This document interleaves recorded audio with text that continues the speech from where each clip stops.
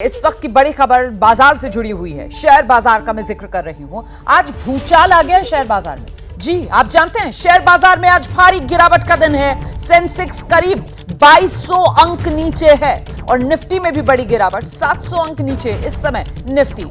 आज शेयर बाजार भारी गिरावट के साथ ही खुला। तो सोमवार का दिन है आज, हफ्ते का पहला दिन, और ऐसे में बाजार की जो शुरुआत है वो गिरावट के साथ हुई है। सेंसेक्स के लुढ़कने का सिलसिला थम नहीं रहा। अब तक निवेशकों के 10 लाख करोड़ रुपए स्वाहा हो गए। सीधे आपको लेकर चलते हैं, हमारे साथ हमारे सहयोगी मृत्युंजय इस वक्त मौजूद हैं। सबसे पहले मृत्युंजय से ये जानते हैं अभी का अपडेट क्या है इस समय जब मैं आपसे सवाल कर रही हूं। तो फिर मृत्युंजय जरा बताइए अभी बाजार की हालत क्या है। रोमाना देखिए, निश्चित तौर पर आज सोमवार का दिन तो निवेशकों के लिए ब्लैक मंडे साबित हो रहा है। एक ऐतिहासिक गिरावट देखने को मिल रही है। निवेशकों के 10 लाख जो है वो नुकसान हुआ है। 10 लाख करोड़ का जो निवेश है वो काफ़ी ज़्यादा नुकसान हुआ है और अभी भी 2300 से अधिक अंकों की गिरावट बॉम्बे स्टॉक एक्सचेंज में देखने को मिल रही है और लगभग निफ्टी में भी 2.39 यानी 600-700 अंकों की गिरावट देखने को मिल रही है। इसकी 3 प्रमुख वजहें हैं। एक यूएस फैक्टर है, एक जापान एशियाई फैक्टर है और एक जियोपॉलिटिकल फैक्टर है।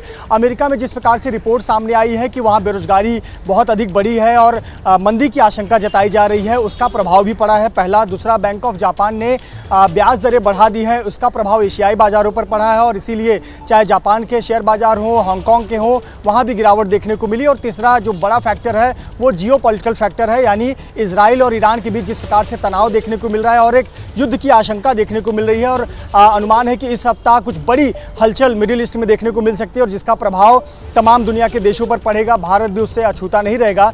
ये 3 बड़े फैक्टर हैं माने जा रहे हैं जिसकी वजह से बाजार में बहुत बड़ी गिरावट देखने को मिली है। निवेशकों के काफ़ी ज़्यादा नुकसान हुए हैं और 2500 अंक के करीब गिर जाना, मतलब आप समझ सकते हैं कि निवेशकों का 10 लाख करोड़ का नुकसान हो जाना, इसे ब्लैक मंडे ही कहा जाएगा आज के लिए निवेशकों के लिए। पर निश्चित तौर पर ये बहुत चिंता की बात है। पर कुछ रहिए मेरे साथ, हमारे साथ इस समय मार्केट एक्सपर्ट एनसी महेश्वरी जी इस वक्त मौजूद है। महेश्वरी साहब, जिस तरीके से हमारे सहयोगी मृत्युंजय ने सारी वजह गिना दी कि ये बाजार में गिरावट क्यों हो रही है और उसमें सभी वजह जो है वो इंटरनेशनल रीजंस थे जो वो गिना रहे थे, तो सर मतलब ये गिरावट वाला सिलसिला ये आज भर सोमवार के लिए या फिर वो जो एक गोल्डन पीरियड था बाजार में लगातार जो उछाल पर उछाल और नए नए हाई जो बाजार बना रहा था, अब वहां से ये गिरावट का एक सिलसिला है जो आज काले सोमवार से शुरू होता हुआ आप देख रहे हैं। महेश्वरी जी।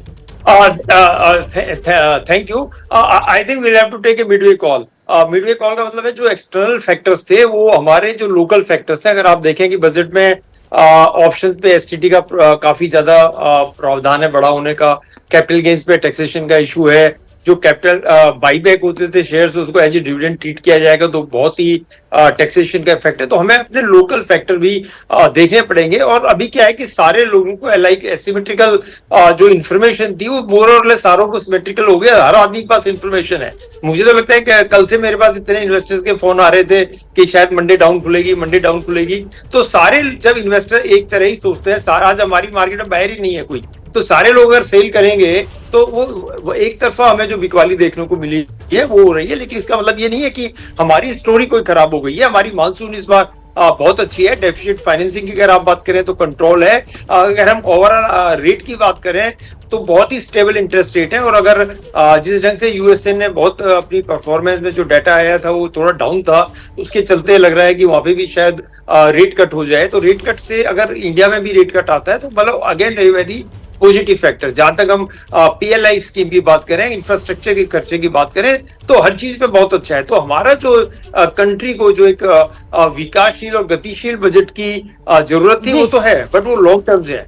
शॉर्ट टर्म्स में जो मार्केट के कंपल्शन है वो हमारे ऊपर रहेंगे। तो मतलब आप ये कह रहे हैं कि इंटरनेशनल फैक्टर्स भी और साथ ही साथ ये लोकल फैक्टर्स जो आपने गिनाए उनको भी काउंटर करना यहाँ पर जरूरी हो जाता है। ठीक है सर। अब मेरा अगला सवाल ये है सर कि जो छोटे निवेशक हैं उनके लिए इस समय आपकी क्या सलाह है, उन्हें आप इन हालात में क्या सलाह देंगे? देखिए, 3 चीज हम हमेशा इन्वेस्टर को बता रहे हैं कि they will continue with the SIP. अगर उन्हें एसआईपी ले रहे हैं और मार्केट में वॉलेटिलिटी बढ़ जाती है, उतार चढ़ाव है, तो उनको अपनी एसआईपी को डिसकंटिन्यू नहीं करना है। Secondly, mutual fund is always the best course. उनको म्यूचुअल फंड के थ्रू अगर एंट्री करेंगे तो अच्छा रहेगा। और एट एवरी लेवल इस जो हमारा टारगेट है करीब 23,800 का टेक्निकल टारगेट है, जिससे थोड़ा बहुत ऊपर नीचे हो जाता है, तो ऑलमोस्ट उस लेवल पे मार्केट आ गई है। तो यहाँ से आज वेट कर लें या कल से थोड़ी थोड़ी अपनी वो जो बाइंग है जिसको हम करते हैं, तो टोटल बाइंग को 1/3 कर सकते हैं। मुझे लगता है इस वीक में उनको 1/3 बाई करने का अवसर मिल जाएगा। They should be ready to buy 1/3 of their investable amounts in this week. Sir 1/3 वाला आप दोबारा एक्सप्लेन कीजिए जरा, क्योंकि मैं ये मान के चलता जी, हूँ, जी। अगर आदमी के पास 100 रुपए है, अगर उन्होंने भी सोचा कि तेजी में उन्होंने 500 रुपए बना लिए है या 5 lakhs बना लिए हैं, तो करीब वो 1-1.5 लाख रुपए की इन्वेस्टमेंट इस समय कर सकते हैं।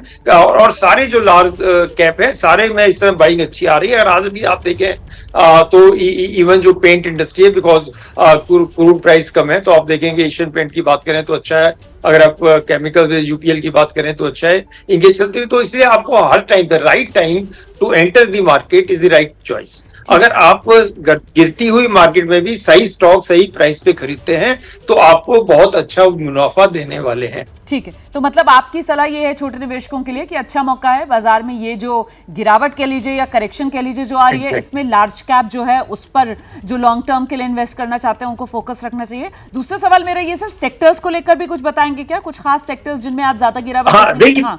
देखिए दो चीज है। एक तो अगर हम मार्केट को टाइमिंग कर रहे हैं तो जिस सेक्टर्स में ज्यादा गिरावट है उसमें हम शॉर्ट टर्म के लिए प्रॉफिट के लिए बाई कर सकते हैं। It will be a trading strategy.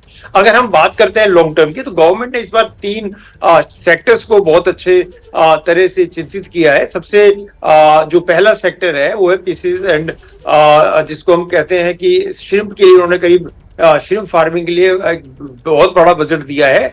तो जो भी हमारे मत्स्य पालन के लोग हैं, जो फिशिंग में इंटरेस्ट रखते हैं, पिसीकल्चर में इंटरेस्ट रखते हैं, उनके लिए काफी अच्छा है। और इसमें 3-4 कंपनियों ने बड़ा अच्छा रिमार्केबल परफॉर्मेंस किया है। तो मुझे लगता है फिशिंग सेक्टर से जुड़ते हुए आप ले सकते हैं। दूसरा बहुत बड़ा जो सेक्टर्स खोला गया है इस बार, वो है जियो टैगिंग का। सारी हमारी immovable properties, agriculture records, caste, everything is going to be geo tag. और जियो टैग्स के लिए लिमिटेड 2 या 3 कंपनी इंडिया में है और मोर और लेस सारा बिजनेस उनको जाएगा। तो नाम लेना may not be the right course, पर हम जियो टैगिंग में जो लोग अच्छा काम कर रहे हैं, ड्रोन से जिनों का लिंक जुड़ा हुआ है, वो बहुत अच्छा काम कर सकते हैं। तीसरा है लाइफ इंश्योरेंस। हम देखेंगे लाइफ इंश्योरेंस सेक्टर में पिछले 2-3 साल से कोई ज्यादा रिमार्केबल परफॉर्मेंस नहीं दिखी because of the taxation issue. पिछली बार भी काफी उसके जो बेसिक फंडामेंटल्स थे टैक्सेशन के वो चेंज किए, उससे पहले भी चेंज किए। तो नाउ आई थिंक जो इंश्योरेंस, लाइफ इंश्योरेंस खासकर एक जो इंडस्ट्री है, वो अपने पैरों पे खड़ी हो गई है। अब उनको लगता नहीं कि हम खाली बजटरी सपोर्ट से ही इस इंडस्ट्री को एक जस्टिफिकेशन दे पाएंगे। और मुझे लगता है आने वाले टाइम में अब LIC का शेयर हो या दूसरे जो इंश्योरेंस प्रोडक्ट के शेयर्स हैं, लाइफ इंश्योरेंस खासकर, उसमें मुझे लगता है काफी अच्छा इजाफा आने वाला है। और जो हमारा ऑल टाइम पेट है कंस्ट्रक्शन रियल एस्टेट, अभी भी आप देखें whether it is real estate इन गुड़गांवा और सबर्बन फील्ड, उसमें अभी बहुत अच्छा मुनाफा देखने को मिलेगा। Thank you so much Maheshwari sir, इतने डिटेल में हमारे दर्शकों को सलाह देने के लिए बहुत शुक्रिया।